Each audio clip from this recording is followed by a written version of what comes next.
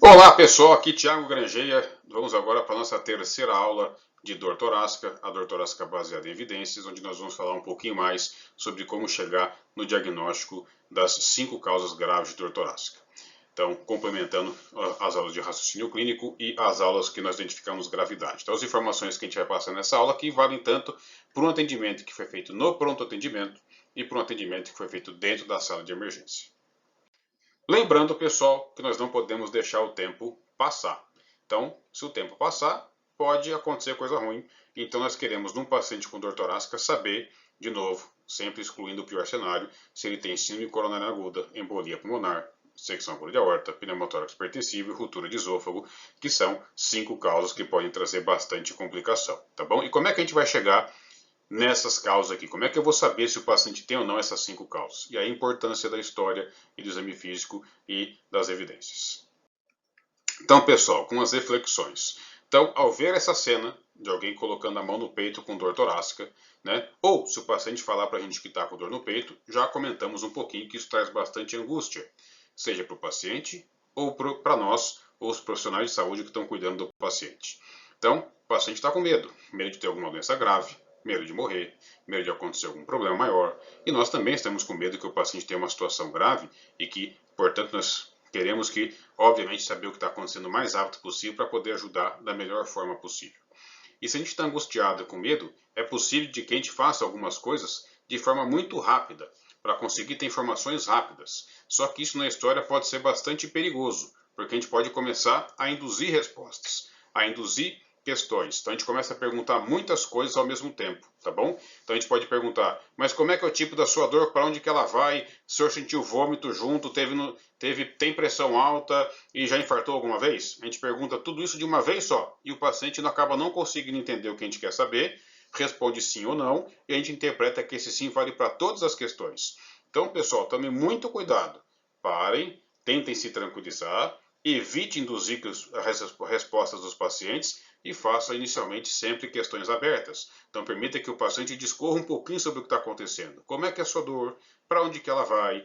Sente mais alguma coisa junto e faz uma pergunta e espera responder. Faz uma pergunta e espera responder. Se eu fizer 5 questões ao mesmo tempo, tem uma grande chance de eu conseguir informações inadequadas e a gente vai ver a importância de obter as informações no paciente com dor torácica é fundamental. Por isso, vamos obter as informações da melhor forma possível. E aí, pessoal, a importância da história na dor torácica é fundamental, porque a partir da história não tem talvez para nenhuma outra queixa principal que a história seja tão importante para eu conseguir chegar no diagnóstico. E é claro, nós já falamos que nós vamos estar pensando em síndrome aórtica aguda, embolia pulmonar, pneumotórax, síndrome coronária aguda, ruptura de esôfago no começo. Mas a história vai ser fundamental para que a gente consiga saber se essas doenças existem ou não. Se eu vou pensar em outros diagnósticos a partir de excluir essas 5 primeiras. Mas a história, ela é o ponto mais importante para eu conseguir chegar na etiologia da dor torácica de qualquer paciente. E aí, pessoal, tem que buscar características da dor. Então, lembre que o paciente, né, buscar o tipo de dor. Então, perguntar ao paciente como é que ele está sentindo a dor, como é que é o tipo de dor para o paciente. E eu posso dar alguns exemplos se o paciente não conseguir me responder. Então, se é uma queimação, se é uma opressão, se é uma facada, se ela é aguda, se ela não é. O ritmo de dor, ou seja, como é que ela começa, especialmente se ela já começou muito forte desde o começo ou não. A duração, faz quanto tempo que tem essa dor. É muito improvável que uma dor que dure alguns segundos represente alguma doença mais grave. Ah, minha dor dura 3 segundos e passa. Dificilmente isso se relacionará com alguma das doenças mais graves. Para onde que ela irradia, e isso vai ser muito importante, quais são os sintomas associados, especialmente falta de ar, sudorese, sensação de desmaio, síncope, alterações neurológicas, como é que é a intensidade da dor, e comparação com as dores prévias. Então, se já teve alguma dor no peito igual essa antes e no tempo que teve essa dor no peito igual a essa, que diagnóstico foi feito. E os antecedentes. Se o paciente já é hipertenso, se já teve infarto prévio, se tem fator de risco para ter um embolismo venoso, se já tem alguma doença pulmonar como asma e DPOC, doenças obstrutivas que poderiam ter bolhas pulmonares e levar a pneumotórax, se usa algumas substâncias psicoativas, né, especialmente simpático-miméticas, e se fez algum procedimento invasivo recente, por exemplo, alguma endoscopia digestiva, e por aí vai. Isso me ajuda a tentar entender o que está acontecendo com o paciente, como a gente vai ver nos próximos momentos. E depois da história vem o exame físico, pessoal. Só que o exame físico que tem que buscar os sinais de gravidade para a dor torácica que a gente já viu, choque, insuficiência respiratória, alteração dos sinais vitais, mas também o exame físico que seja feito para aumentar ou reduzir a chance de um diagnóstico que foi definido pela história. Então o exame físico me ajuda a testar a história clínica, me ajuda a buscar informações que aumentem ou reduzam a chance de certos diagnósticos e podem aumentar ou diminuir a chance dos diagnósticos que eu fiz pela história clínica. Então não é um exame físico geral daquele tipo BEG, CHAA, tem 55 milhões de As, é um exame físico focado para buscar achados que aumentam ou diminuam as chances desses diagnósticos graves que nós estamos vendo aqui. E aí, pessoal, a gente tem que buscar nível e conteúdo de consciência, perfusão, se o paciente está em choque ou não, estase jugular, né? Então, estase jugular aumenta muito a chance, por exemplo, de pneumotórax, de TEP, de infarto, né? Se o paciente, você coloca a mão no paciente, está a extremidade muito fria, pulso fino, aumenta a chance do paciente ter choque. Propedêutica cardiovascular, se tem algum sopro novo que apareceu. Edema de membros inferiores, especialmente assimétricos, por exemplo, que possa me fazer pensar em TVP com embolia pulmonar. Avaliar pulsos e pressão em todos os membros, isso é fundamental no paciente com suspeita de síndrome aórtica aguda. Se tem massa pulsátil abdômen que possa indicar um aneurisma de aorta, que aumenta a chance do paciente ter, por exemplo, aneurisma de aorta torácica com ruptura, por exemplo. Então, eu tenho que fazer um exame físico, eu posso utilizar vários elementos, e nós vamos ver que elementos vão ser mais importantes dependendo de cada uma das queixas que nós temos, de cada uma das causas graves de dor torácica. Então, começando, pessoal, com a síndrome coronariana aguda. Então, a gente vai falar dados que aumentam a chance na história de o paciente ter síndrome coronária como causa da dor torácica. E aí, pela história clínica, se a dor torácica, o paciente fica com dor torácica que irradia aos membros superiores, que seja em aperto, que irradie para o pescoço ou para a mandíbula e que seja acompanhada de sudorese e dispneia, aumenta a chance de ser síndrome coronariana aguda. E se tiver dor torácica atual é idêntica a uma dor que o paciente já teve infartos prévios, se o paciente já teve infarto prévio, independente da dor torácica agora ser ou não semelhante, se é hipertenso e dislipidêmico, ou tem um teste de esforço recente alterado, também aumenta a chance de ser isquemia miocárdica. Não significa que a isquemia miocárdica não possa causar outros tipos de alterações, mas em diversos estudos e trabalhos que tentaram mostrar quais são as características da dor que aumentam a chance de esse diagnóstico estar presente, esses, em tese, são aqueles que mais aumentam a chance de um paciente chegar com dor torácica e ter o seu diagnóstico final de síndrome coronária. Então, busque irradiação para os braços, dor em aperto, irradiação pescoço e mandíbula, sudorese e dispneia, dor semelhante à isquemia, infarto prévio, hipertensão, diabetes e dislipidemia e teste de esforço prévio alterado. E no exame físico, pessoal, lembrar que, à medida que o paciente tem uma isquemia miocárdica, ele perde massa muscular muitas vezes funcionante. Ele tem um momento transitório de uma insuficiência cardíaca aguda causada pela isquemia miocárdica. E isso pode provocar insuficiência ventricular, e no exame físico você vai achar terceira bulha e edema de pulmão, e pode provocar complicações mecânicas, e agudamente talvez a principal delas seja a insuficiência mitral aguda, que é causada especialmente nos infartos da parede inferior, que vão dar um sopro novo de insuficiência mitral. Então o paciente chegou com dor torácica e tem galope, terceira bulha, chegou com dor torácica, tem edema de pulmão, chegou com dor torácica, tem insuficiência mitral aguda, aumenta muito a chance do paciente ter síndrome coronariana aguda como causa da dor torácica. No caso agora, pessoal, da síndrome aórtica aguda, os achados da história clínica que mais aumentam a chance do paciente ter síndrome aórtica como causa da dor, primeiro, paciente que tem dor torácica e está com déficit neurológico. Então lembrar que a aorta, nós temos ali a carótida, os vários ramos que vão para o cérebro vão sair da aorta. Se disseca a aorta, eu posso ter um risco de também dissecar os vasos para o cérebro, o paciente pode ter um AVC. Então dor torácica com síncope, com hemiparesia, dor torácica e afasia. Então dor torácica com déficit neurológico aumenta a chance de ser síndrome aórtica aguda. Claro que poderia ser, por exemplo, um infarto que teve um choque e um AVC, mas eu preciso obrigatoriamente procurar a aorta nessa situação. Dor migratória, então estava no peito, agora está no pescoço, foi para as costas e para a barriga, como se estivesse seguindo o caminho da aorta. Isso também aumenta a chance de ter síndrome aórtica aguda. Dor enrasgando, se o paciente falar isso para vocês, e dor que se inicia de máxima intensidade desde o começo. Nos antecedentes, se o paciente tem hipertensão arterial, tabagismo, doenças do colágeno, doenças prévias da aorta, a hipertensão e o tabagismo são os principais fatores que podem aumentar a chance do paciente ter aneurisma da aorta. Doenças do colágeno, como Ehlers-Danlos, por exemplo, diminuem a elasticidade, alteram a elasticidade, o colágeno, isso pode aumentar a chance de aneurisma e complicações. Doenças prévias da aorta, sejam aneurismas, sejam, por exemplo, sífilis, também poderiam aumentar a chance do paciente ter síndrome aórtica aguda. Então, tem características da dor e antecedentes, já aumentou muito a chance do paciente ter síndrome aórtica aguda. E no exame físico, lembrar, pessoal, de que se eu tiver alteração da aorta, como nós já vimos ali, eu posso, por exemplo, aqui nessa imagem, eu tenho um desenho, né? Eu tenho aqui o coração, aqui o sangue saindo pela aorta, e essa linha branca é a linha de dissecção. E muitas vezes essa aqui é a trombose que aconteceu nessa luz, então trombosou, e aí não tem mais fluxo, por exemplo, nessa região para o cérebro, por exemplo, alguma artéria. Isso pode provocar várias complicações, né? Além disso, observe que a dissecção pode chegar aqui até a válvula aórtica. Isso poderia provocar uma insuficiência aórtica aguda, por exemplo. Então, no exame físico, eu posso ter um déficit neurológico focal. Eu posso ter assimetria de pulso e de PA nos membros. Então, uma assimetria de PA de mais do que 20 milímetros de mercúrio entre um braço e outro, né, da sistólica, e mais do que 10 milímetros de mercúrio da diastólica são significativos.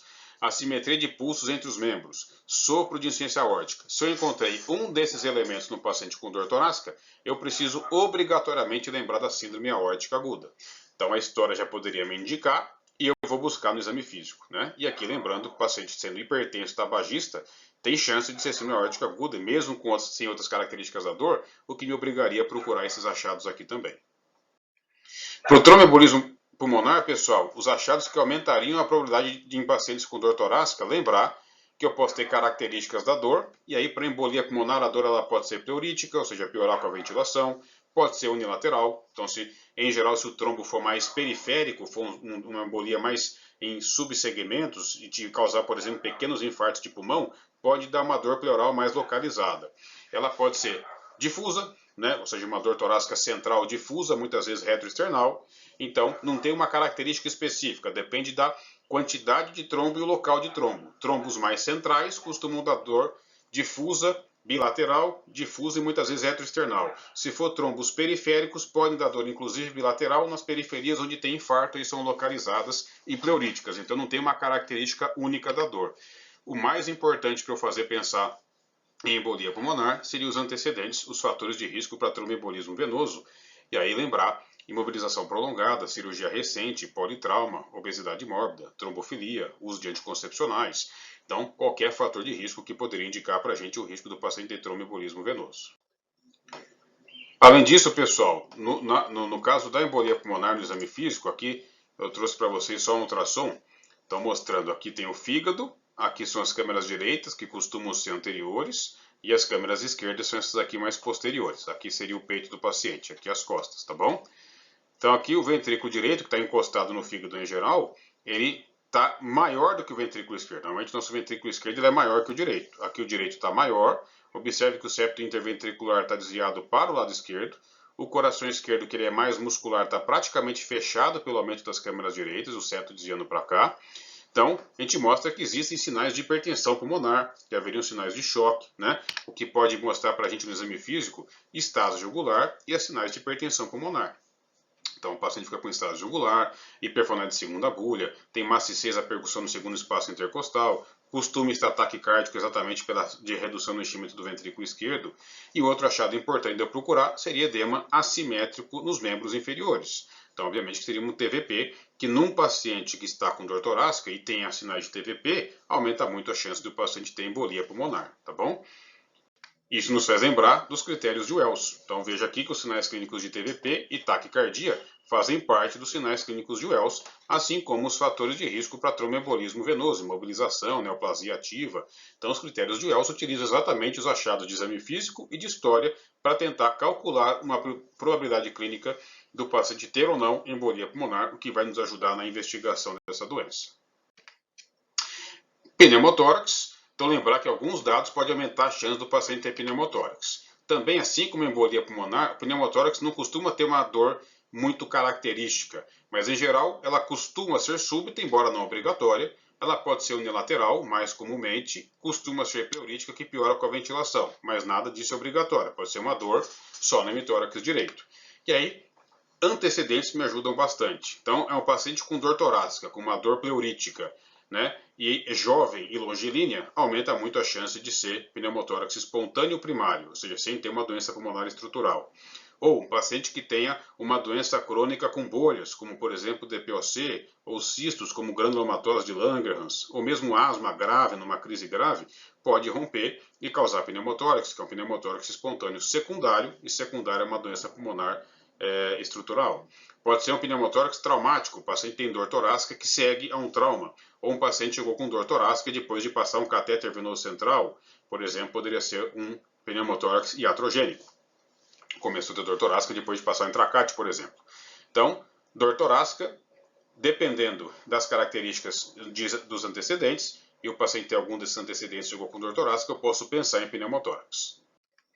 E no exame físico, pessoal, no caso do pneumotórax, lembrar fundamentalmente de que o paciente vai respirar, né, não vou ter ar. Observe que se tiver um pneumotórax, eu vou ter ar, o pulmão vai estar colabado e muitas vezes a traqueia vai estar desviada para o lado contralateral do pneumotórax, que o hemitórax com ar vai fazer pressão, isso vai deslocar o mediastino e vai deslocar a traqueia para o lado contralateral. Então, se o pneumotórax é à direita, o mediastino vai estar deslocado para a esquerda e a traqueia também. Se o pneumotórax fosse à esquerda, desviaria o mediastino para a direita e a traqueia também para a direita, tá bom? Então, eu posso ter a simetria da ausculta torácica, vai ser o ponto principal, né? Hipertimpanismo na percussão, desvio da traqueia contralateral e muitas vezes eu posso achar enfisema subcutâneo. Isso são elementos que vão aumentar a chance do paciente ter pneumotórax como causa da dor torácica.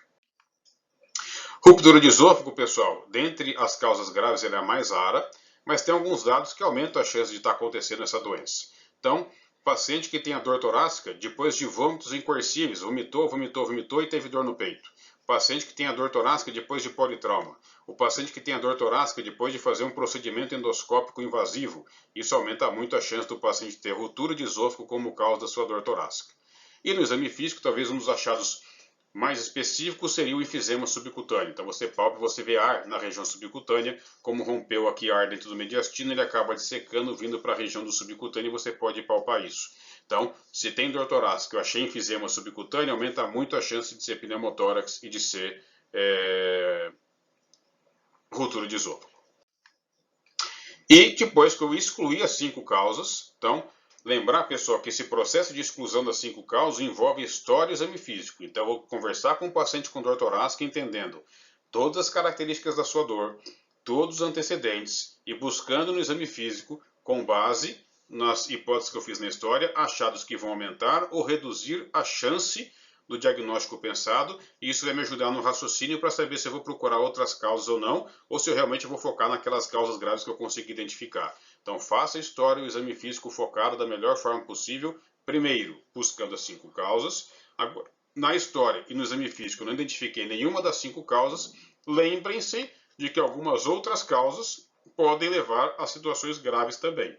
Pericardite, pneumonia com pleurite, hipertensão pulmonar, doenças do esôfago, herpes zoster e outras causas que não são graves, costocondrite e dor osteomuscular, que talvez sejam as causas mais frequentes de dor torácica, mas aí você vai acabar procurando outras causas, né? E essa procura em geral vem depois que eu excluir as 5 causas. E de novo, para excluir, em geral, a gente vai usar história clínica e exame físico na grande maioria das vezes, e obviamente eu poderei fazer alguns exames complementares em situações duvidosas, tá bom? E a partir que eu excluir as 5 causas, eu passo a pensar na história do exame físico, eu posso focar em diagnósticos alternativos, tá bom? E nós falaremos um pouquinho mais sobre alguma dessas outras causas graves de dor torácica na próxima aula, lembrando que costocondrite e dor osteomuscular, em geral, são causas frequentes de dor torácica e geralmente elas acontecem com uma dor mais localizada no tórax, que piora a palpação, piora a movimentação, piora com a respiração. Então eu consigo identificar que é uma causa externa, uma causa da parede torácica com alguma